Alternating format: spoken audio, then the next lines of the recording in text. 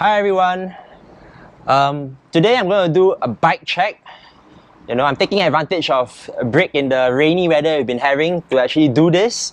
And the trails are really wet. So instead of trashing my bike or the trails, we're going to actually stay dry, stay clean, and have a closer look at the bike which I'm riding. Alright, so this ride, I've been using this bike most of the time, and I'm really happy to tell you more about it. And additionally, I'm taking this as a challenge.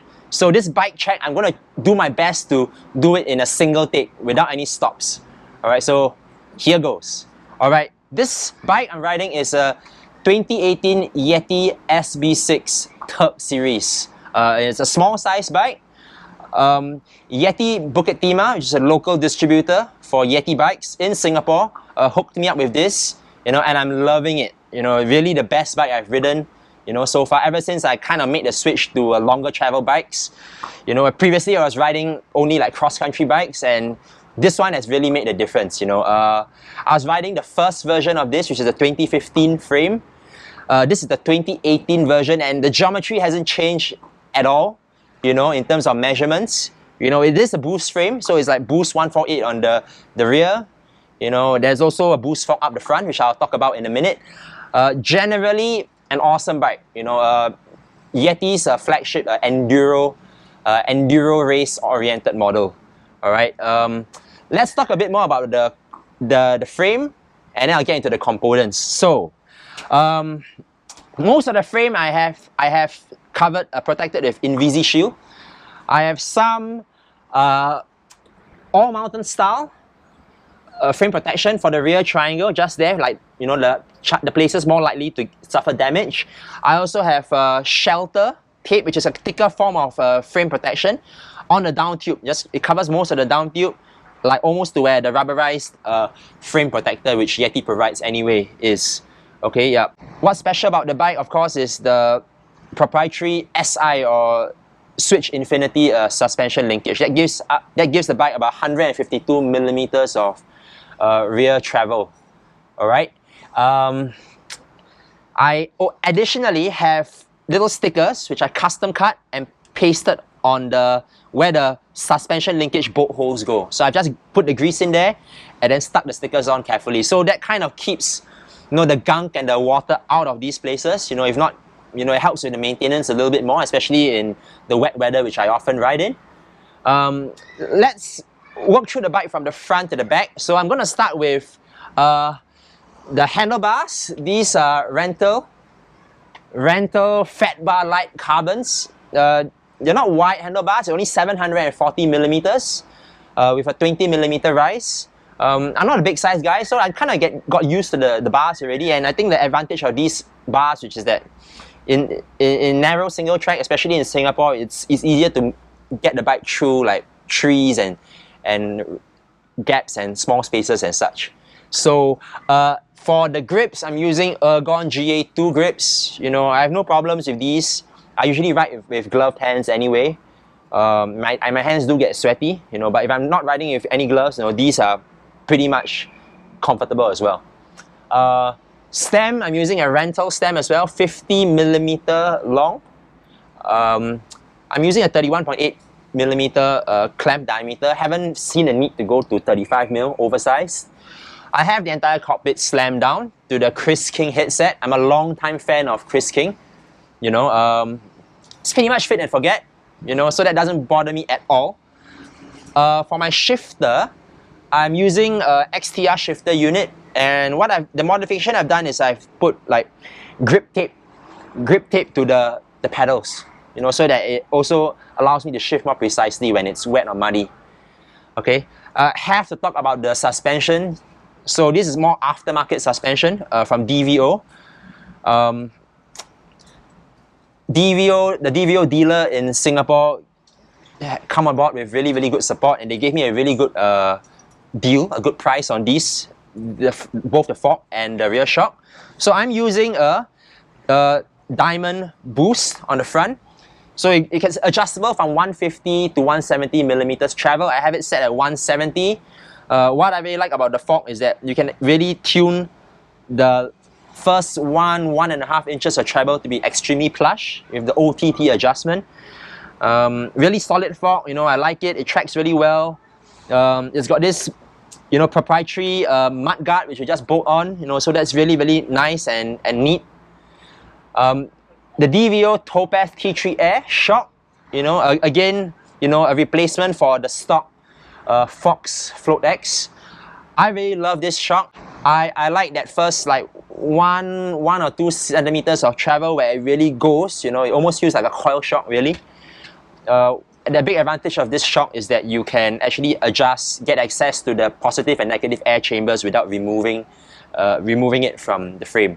So awesome. I currently have 2 spaces put in the positive air chamber. Yeah. Brake system. So I'm using a bit of a mashup of brake systems. I'm using XTR Race brake levers paired to Saint calipers, both front and rear. Okay, this combo from Shimano I like. I used to use the trail version of the levers, so it had that kind of cam or servo wave thing, which wasn't really ideal. You know, I found that kind of got gunked up, and maintenance became a problem after several months. So the more direct feel of the race levers, you know, and plus the fact that it's slightly lighter, you know, really helps. It pairs up well with the really, really powerful 4-pot Saint calipers, you know, with the fins on the brake pads. So I think that's really awesome for heat management. 180mm rotos, both front and rear. And these are 6-bolt bolted to a really awesome set of wheels. So then you talk about the wheels. Alright. The rims I have are VR1 Composites Agent 27.5 rims. These come with a 30mm internal width.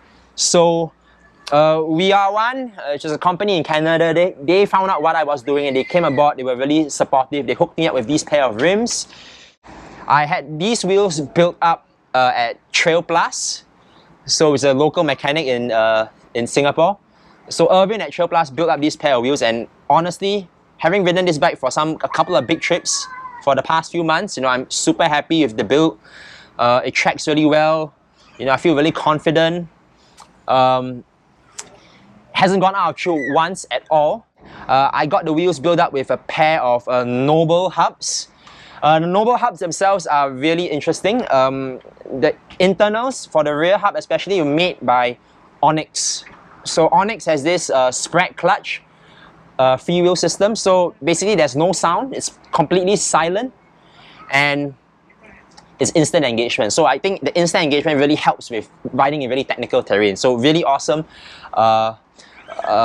ride. Once you put your foot down, you can feel the power just, you know, as soon as you stomp your foot down on the pedals, the bike just leaps forward without any lag.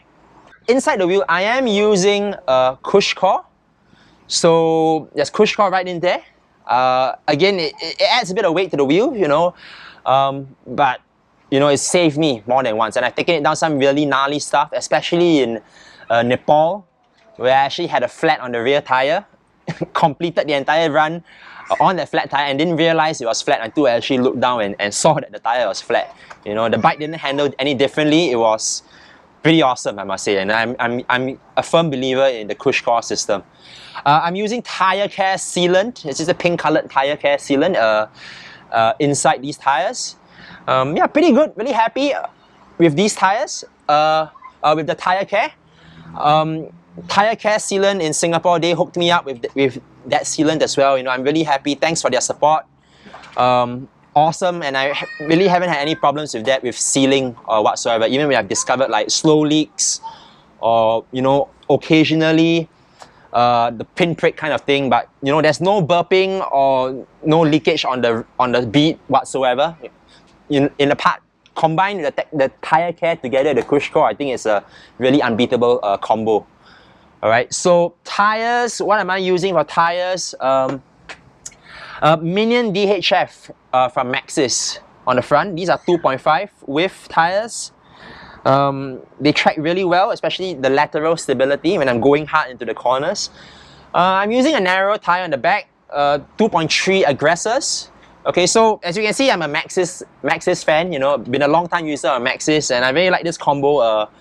It's good all-around combo. It's not too draggy. You know, the rear tire especially, the aggressors are pretty fast rolling, you know, and pretty versatile for the stuff I'm using.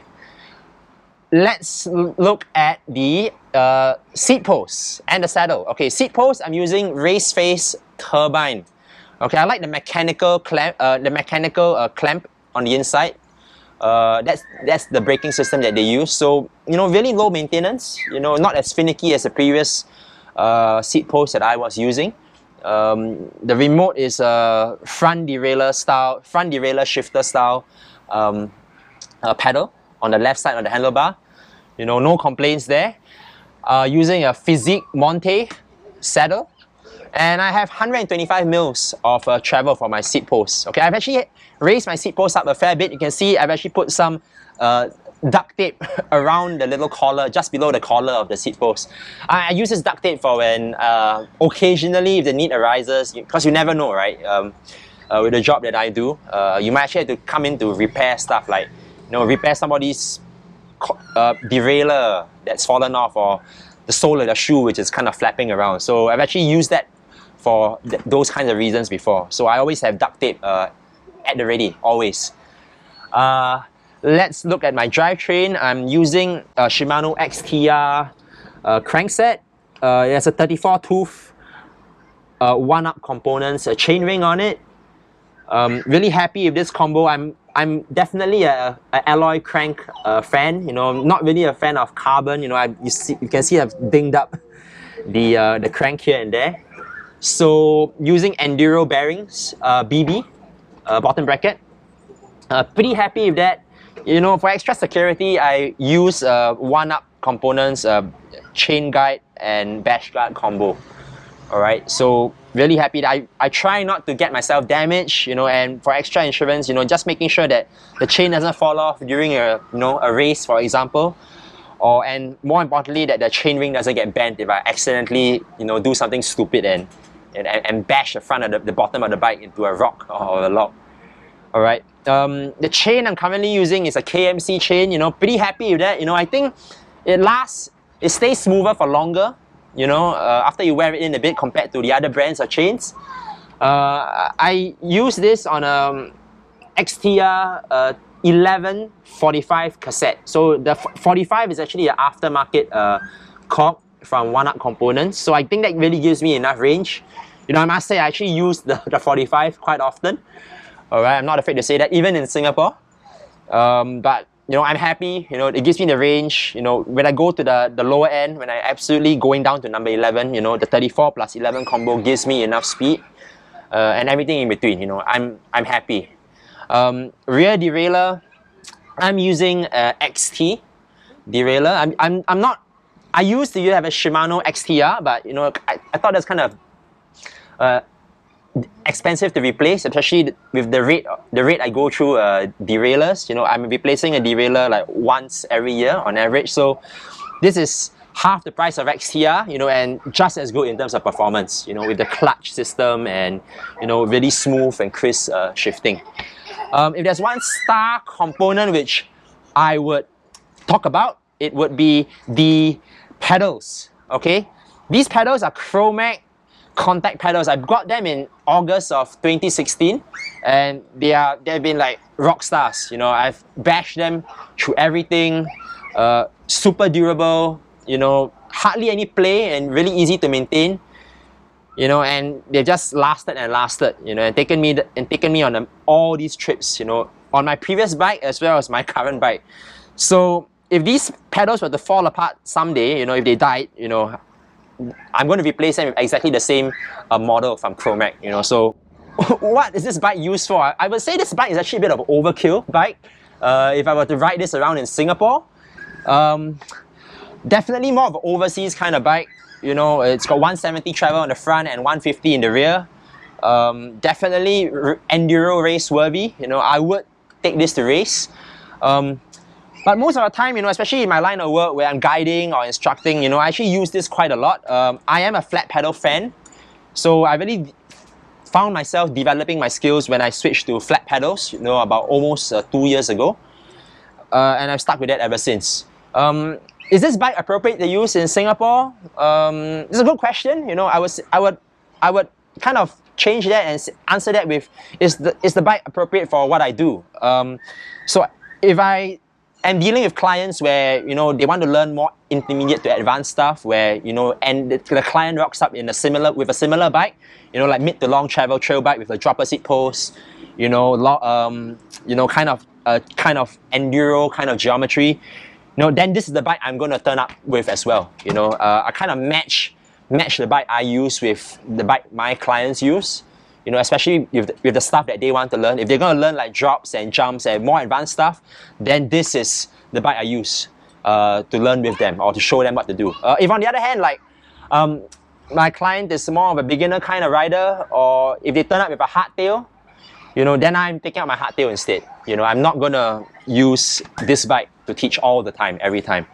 Similarly, if the client turned up and they had clip-in pedals, you know, then likewise I would rock up with clip-in pedals, you know, and this would apply for this bike as well as the hardtail bike which I use. So I kind of rotate between both bikes, but if you ask for my honest opinion, I love to ride this bike more. You know, definitely more fun to ride, more comfortable to ride, you know, more versatile, especially in overseas contexts. Yeah, so that's my bike. So if you like what you saw and you like this review, please leave some feedback or comments in the below this video. If you haven't already done so, please like and subscribe. If you want to hear more similar kinds of bike checks, and please let me know if you can, what would you like to see me do next? You know, would you like to see more reviews of this sort?